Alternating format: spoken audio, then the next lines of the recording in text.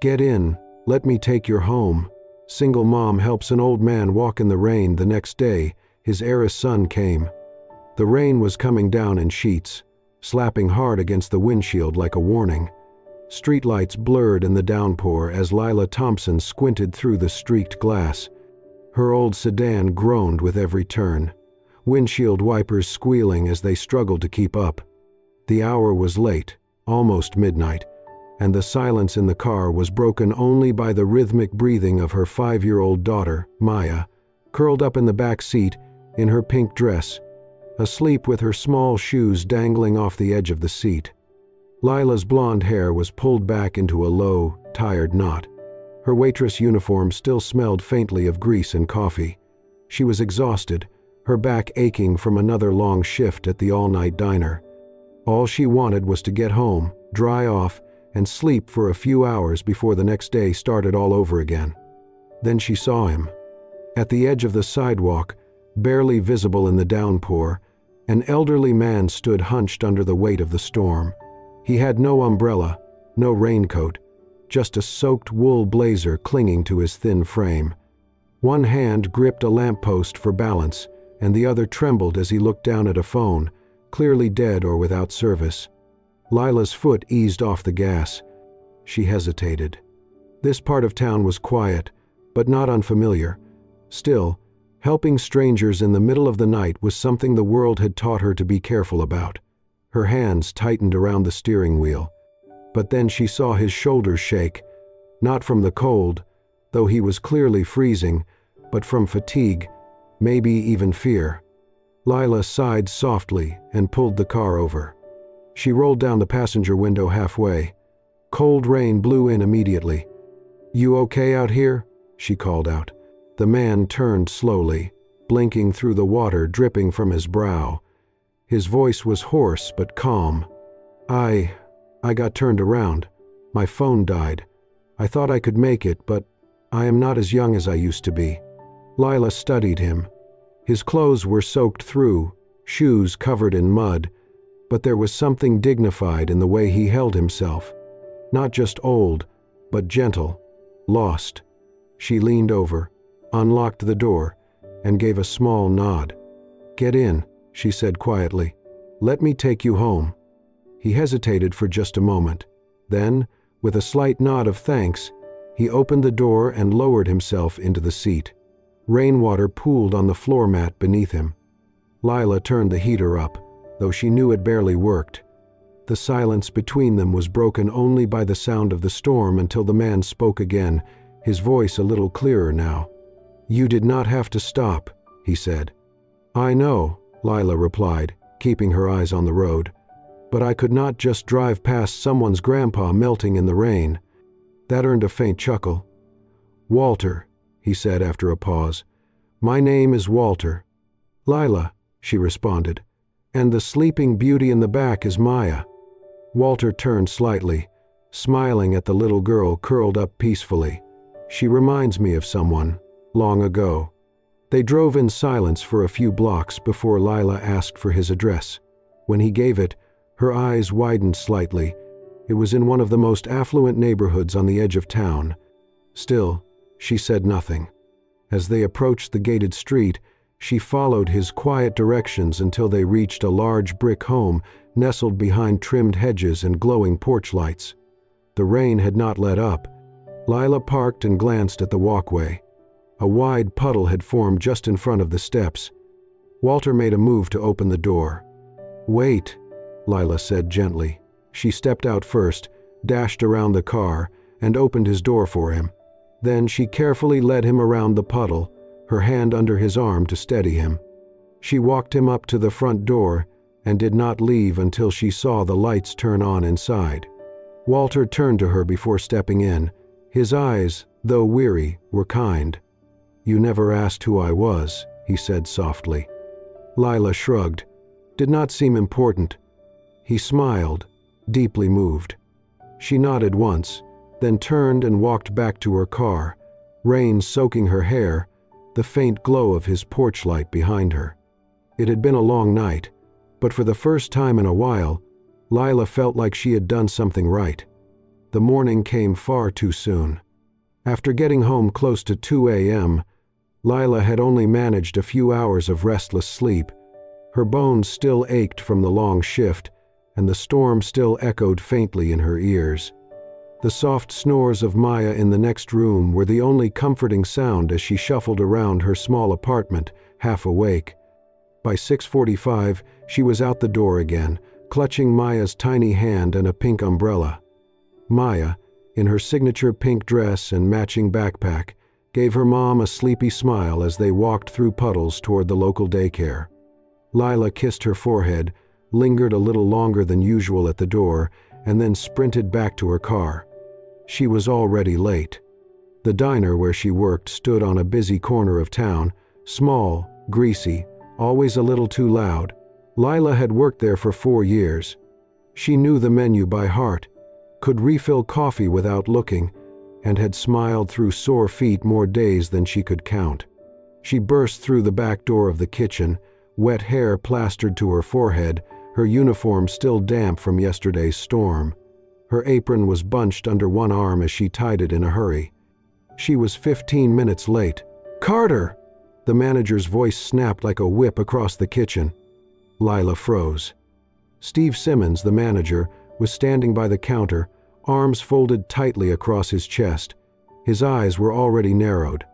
"I warned you," he said loudly enough for the customers to hear. "I know, I'm so sorry." Lila rushed forward, breathless. "There was this man last night. He was lost in the rain. I couldn't just—" Steve raised a hand to silence her, the corner of his mouth curling. "Save it," he said. "You think helping someone gives you a pass to stroll in whenever you like? This is a job, Carter, not a charity." She lowered her eyes. "I've never been late before. Please, it was just—" "I said save it," he barked. "You want to tell sob stories, go to church, you're done here." There was a silence. Even the sound of the sizzling griddle seemed to pause. Customers turned to look. One woman in a booth put down her fork slowly. Steve stepped forward, voice rising with theatrical flair. "You think good deeds pay bills? Lila, kindness doesn't fry eggs or clean booths. You've been warned. Get out." Her mouth parted slightly, stunned. "I've worked here 4 years." "Exactly," Steve snapped. "And in 4 years I've seen people who actually take the job seriously. Hand over your apron." Lila untied it slowly, her fingers trembling. She laid it gently on the counter, refusing to let him see her break. She turned to leave. "Wait," Steve added with a mocking grin. "Try not to be late to your next charity gig." A few customers chuckled under their breath. Others looked away, uncomfortable. Lila walked through the front of the diner, past the booths she'd served for years, past the coffee station where she always kept extra sugar for the regulars.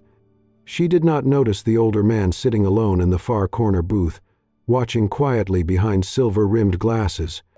Walter Weston stirred his tea slowly, his gaze fixed not on the menu, but on Lila's retreating figure. Outside, Lila paused under the diner's awning. The sky was overcast again, her shoes were soaked through, her hands clenched at her sides. She had done the right thing last night. She was sure of it. But today, it cost her everything. Behind the glass, Walter reached for his wallet, placing a generous tip on the table. Then, without a word, he rose and walked toward the exit. His eyes followed the woman in the rain. The story was just beginning.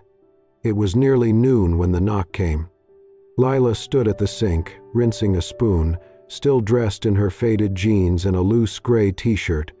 Maya was coloring quietly at the small kitchen table, humming to herself, oblivious to her mother's worn expression. The knock came again, firm but not forceful. Lila wiped her hands on a dish towel, hesitant. No one ever came by unannounced. She opened the door. A man stood on the porch, tall, early 30s, clean-cut with a calm presence that caught her off guard. He wore a navy coat, rain still clinging to the shoulders. His eyes, a shade of thoughtful blue, met hers directly. "Miss Thompson?" he asked. "Yes," she replied, cautious. "I'm Julian Weston. My father is Walter." She blinked. It took her a moment. "The man from the storm."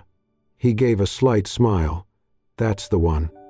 She stepped aside, unsure whether to invite him in or not. Julian didn't move forward. "I hope I'm not intruding," he said, glancing past her at Maya, who was now peeking from behind her coloring book.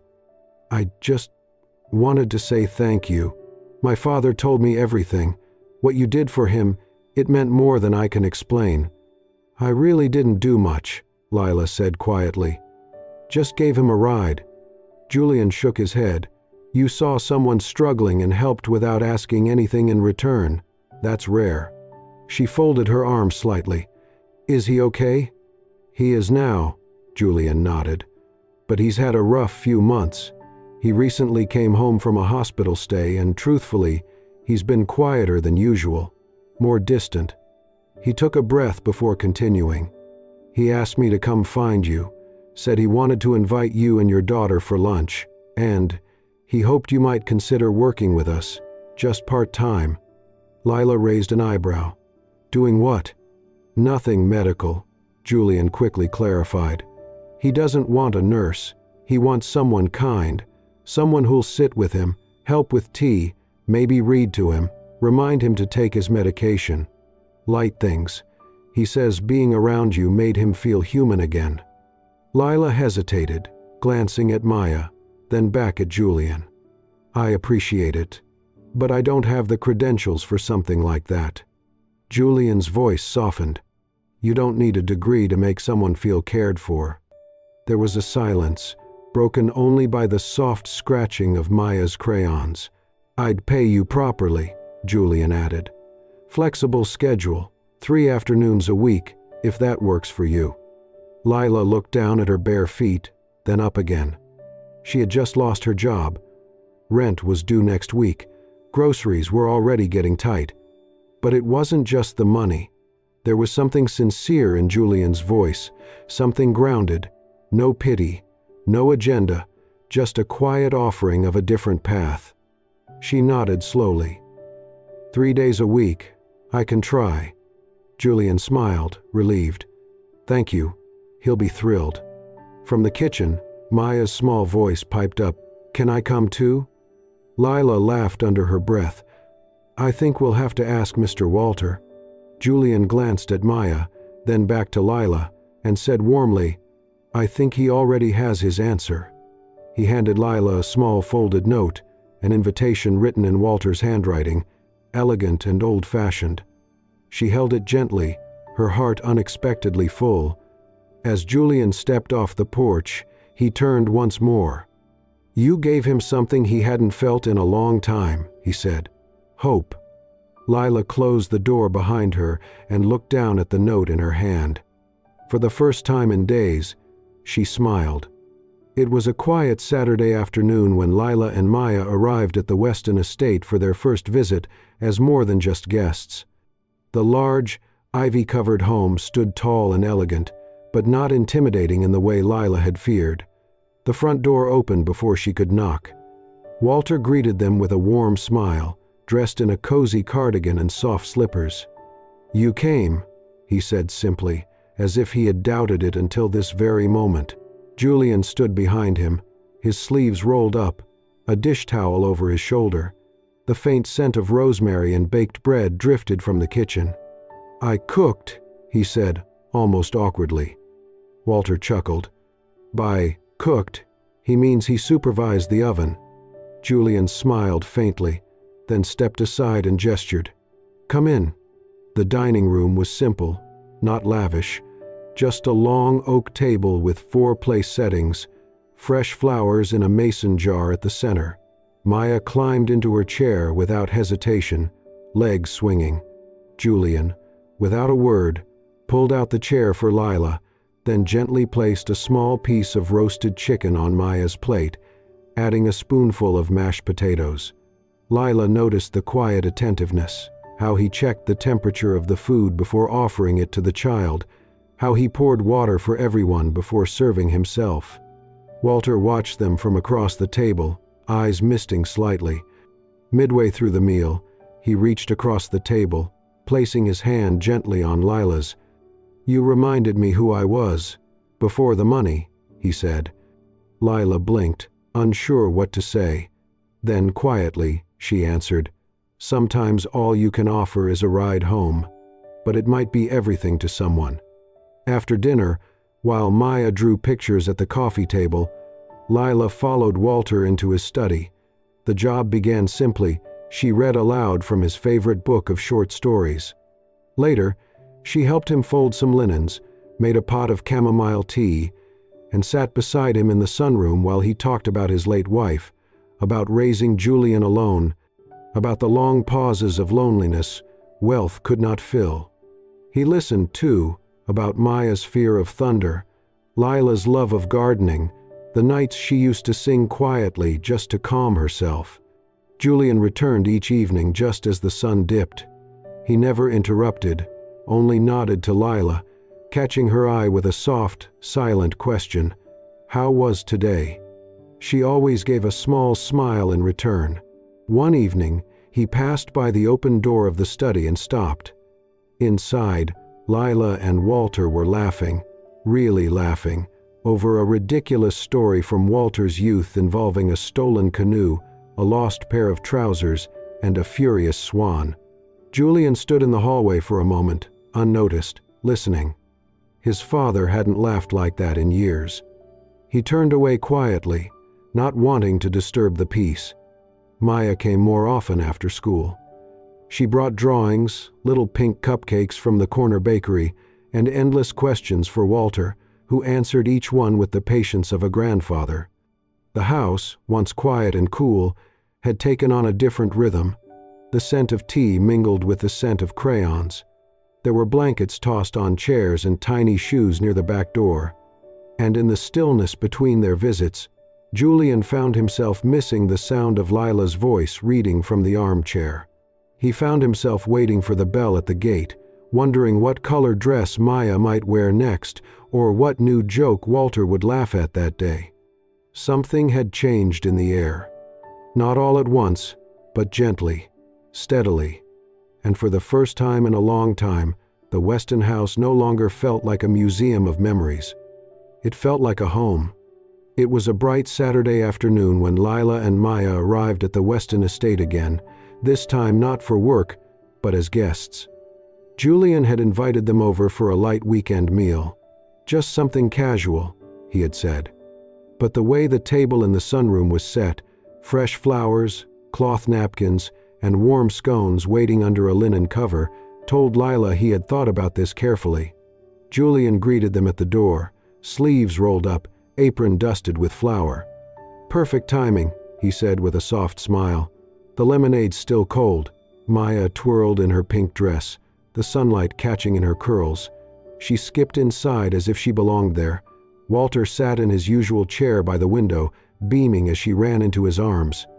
While Julian went back into the kitchen to finish the last touches on the food, Lila helped Maya out of her jacket. "Stay close to Walter, okay?" she reminded gently. Maya nodded, clutching her favorite stuffed bunny. Moments later, Maya wandered into Julian's study with Walter following slowly behind her. The room smelled of old books and cedarwood. It was lined with shelves and treasures from another time. Maya's curious eyes sparkled. On the desk stood a small wooden box, simple but polished, with tiny etchings along the side. Maya reached up and gently touched it. The lid was loose. Her fingers slipped. In one quick moment, the box fell to the floor. It cracked open, and a string of worn, greenish-blue stones scattered across the hardwood with a sharp, brittle sound. Walter froze. Maya gasped. "I didn't mean to," she whispered, eyes wide. Julian heard the sound and rushed in, drying his hands on a towel. His steps slowed the moment he saw what lay on the floor. The beads, the broken string, the empty box. He stopped mid-step. His expression shifted, not anger, but something else, something deeper. He knelt slowly and picked up one of the beads, holding it between his fingers like something sacred. His voice, when it came, was calm but low. "It's okay." She didn't know. Lila had entered just behind him, breath caught. Her eyes dropped to the floor, to the shattered bracelet, then to Julian's hands. She understood. This wasn't about the object. It was about something irreplaceable. "I am so sorry," she said softly, pulling Maya gently toward her. "We'll replace it, or—" Julian shook his head, eyes still on the beads. "It was my mother's," he said, voice rough. "She made it for me when I turned 10. Her hands were shaky by then, but she said it was from the strongest stone she could find." He placed the bead back into the cracked box and stood. The silence felt heavier than any scolding. Walter placed a hand on his son's shoulder, but Julian just gave Lila a small, tight nod. "It's all right, really." But the warmth in his voice was gone. Lila offered to help clean up, but Julian declined. "Thank you for coming," he said politely. "I should probably finish up some things." He didn't mention the food waiting on the table, didn't ask them to stay, and that was answer enough. Lila helped Maya with her coat again, her heart heavy. As they walked toward the car, Maya looked up at her mother, small voice trembling. "Mommy, did I do something bad?" Lila crouched down and wrapped her arms around her daughter. "No, sweetie," she whispered, stroking her hair. "You just didn't know. It was an accident." She didn't say more. She couldn't. The drive home was quiet. Behind them, in the house full of untouched food and fading sunlight, the broken bracelet remained on the desk, silent, small, and full of memory. It had been 4 days since Lila last stepped foot near the Weston estate. She had texted Walter that morning after the accident, her message careful and apologetic. "I think it's best you find someone else to assist you, Mr. Weston. Maya didn't mean to, but I understand that what she broke can't be replaced. I'm sorry. I truly am." Walter didn't reply right away, and when he did, it was only 2 words, "You matter." But Lila still didn't return. Julian had read the exchange on his father's phone. He didn't blame her, not really. But the silence in the house since they left had settled in like fog, thick and unshakable. The house was too quiet. He found himself looking toward the garden window at the exact time Maya used to arrive. He noticed things he hadn't before, how the light in the hallway felt colder without the sound of her laughter, how the dining room table stayed set but unused. Walter noticed it too. One afternoon he said gently, "You've been staring out that window for 20 minutes, son." Julian shrugged, not looking up from his coffee. "Just thinking." It rained that afternoon. A steady, thoughtful kind of rain that tapped softly against the glass like a question. Meanwhile, in their small apartment across town, Maya sat cross-legged on the living room rug, threading small plastic beads onto a stretchy string. Her tongue stuck slightly out as she concentrated. Lila watched from the kitchen, heart aching at the sight. "What are you making, honey?" Maya didn't look up. "Mommy said we can't fix the old bracelet," she said quietly. "But maybe I can make him a new one." Lila knelt beside her, eyes soft. "You don't have to, sweetie, it wasn't your fault." Maya kept threading. "But he looked so sad," she whispered, "and I want to make him smile again." When the bracelet was done, a messy, colorful loop of mismatched plastic beads, Maya held it up proudly. Then she grabbed a scrap of paper and a purple crayon, writing in big, uneven letters, "I'm sorry I broke your shiny bracelet. I made this one for you. It's not shiny, but it's full of love. Love, Maya, 5 years old." Later that evening, they knocked on Walter's front door. Not Lila, but Walter, returning the favor. She opened the door cautiously. Her eyes widened in surprise. "Maya asked me to bring this," Walter said gently, handing her a small paper bag. Inside was the bracelet, and the note folded gently on top. Lila blinked back sudden tears. "Will you give it to him?" she asked softly. "I will," Walter promised, and turned back into the misty evening. Julian sat alone in his study when Walter entered. Without a word, he placed the bracelet and note on the desk in front of him. "What's this?" Julian asked, glancing up. Walter only smiled and nodded. "From someone who still believes broken things can be made whole again." Julian opened the note first.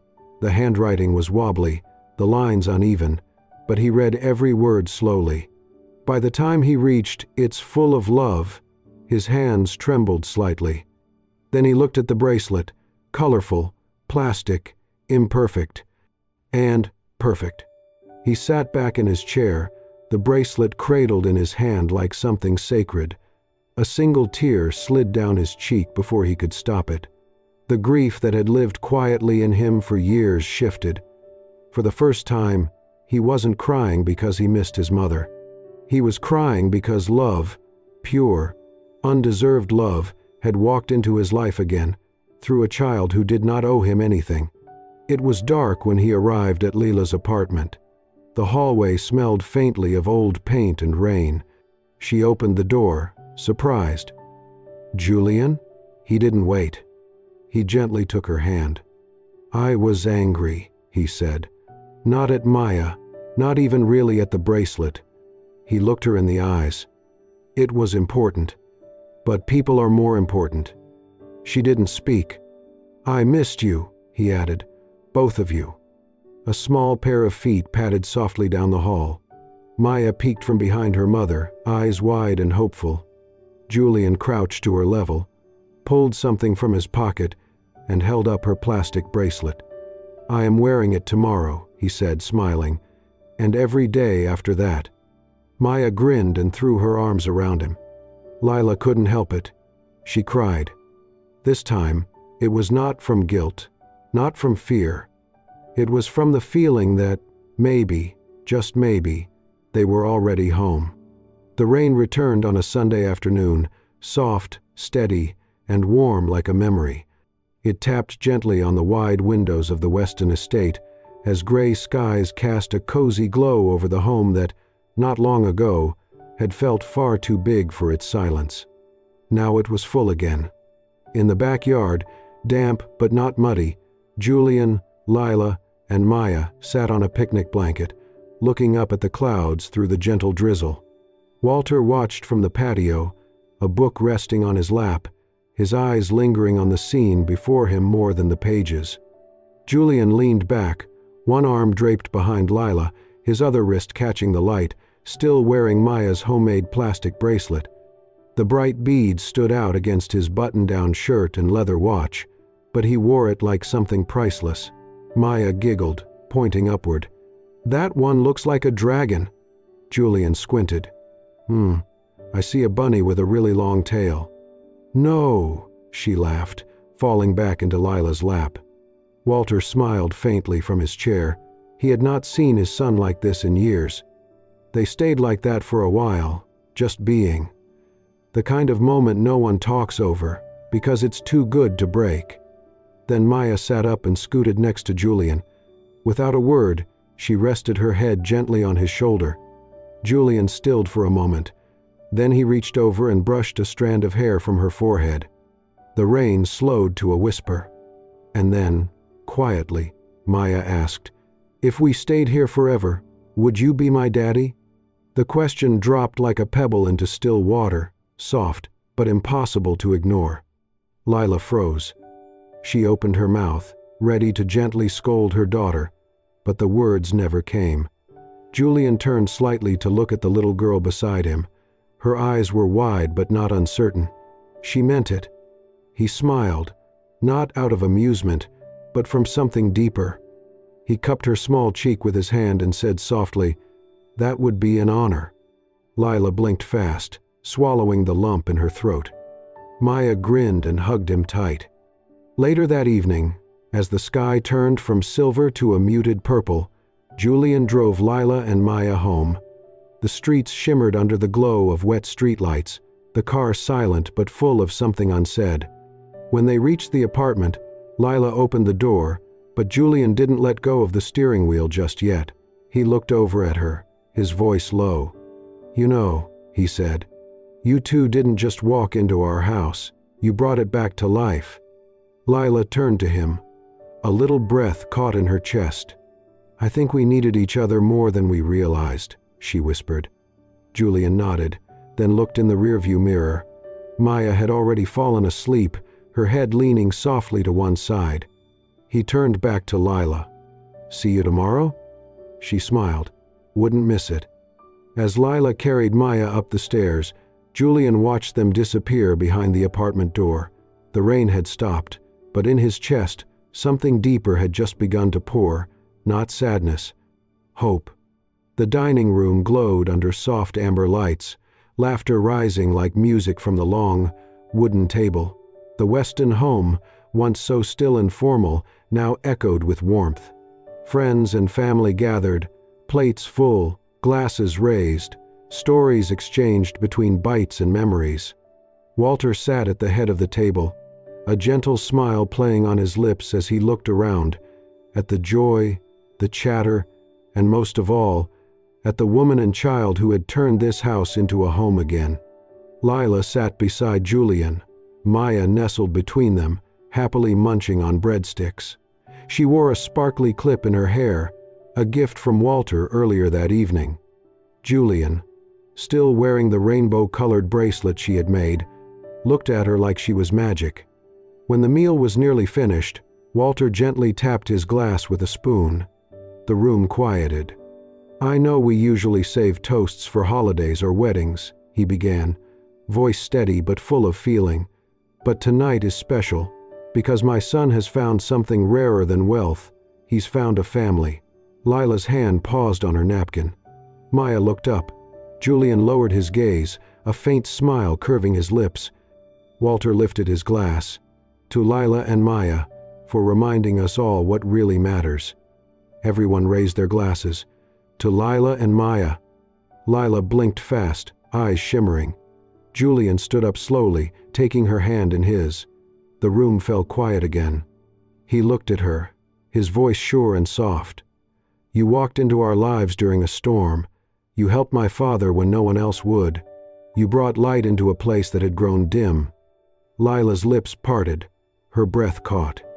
Julian continued, "You changed our lives. Let me spend the rest of mine making yours better." A pause. Then, "Say yes, Mommy." Maya's voice rang out like a firecracker. Laughter erupted around the table. Lila looked down at her daughter, then up at Julian, her hand still in his eyes steady and full of something deep and true. Tears spilled freely as she nodded, unable to speak. She pulled Maya close with one arm and reached for Julian with the other, all three wrapped in one embrace. The guests clapped, glasses clinked again, and Walter wiped at the corner of his eye with a handkerchief he pretended not to need. Later that week, as twilight stretched long shadows across quiet streets, a silver car pulled up to a modest, sun-washed house with a garden gate and ivy climbing its porch railings. Julian stepped out and opened the passenger door. Lila stood on the sidewalk, holding Maya's hand. He looked at her, smiling. "Get in," he said. "This time, let me take you home." Lila tilted her head, smiling through her tears. "You sure this ride comes with snacks and bedtime stories?"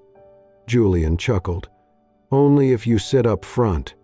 She laughed, climbed in, and Maya hopped into the back with a squeal of delight.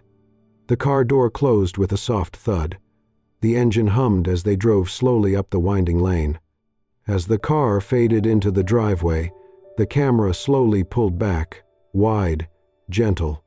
The three of them walked toward the front door, hand in hand, silhouettes against the golden light spilling through the windows.